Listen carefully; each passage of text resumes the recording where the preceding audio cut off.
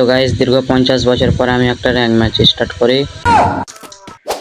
তো গাইজ আমার সামনে একটা সুন্দরী মাইয়া, তো তাকে দিলাম আমি। ও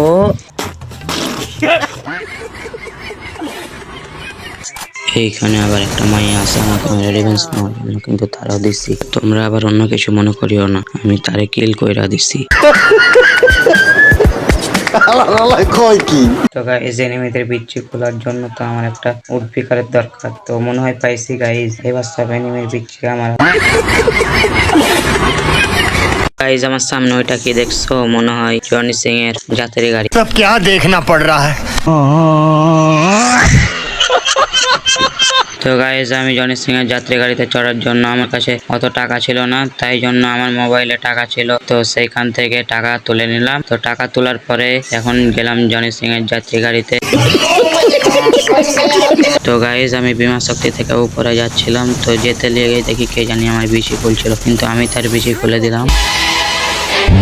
सुनो बंगाल वाली नाचो तू हल। তো গাইজ পিকেতে আসার পরে দেখি ভারত আর পাকিস্তানের যুদ্ধ লেগে গেছে। তো এখানে একটি সুন্দর মেয়েকে 61 গ্রাম ড্যামেজ দিতে সে পালিয়ে গেল। तेरा बाप यहाँ छोड़कर गया था कि तेरी। তো আমি আবার এইদিকে দেখি যে আমার কে জানি 72 লাখ খুলছিল, सामने কথা বল।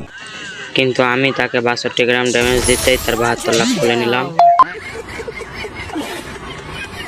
এখানে আবার আমাকে একজন পিকে থেকে ইশারা করছিল, কিন্তু আমি তাকে ইশারা করে দিলাম।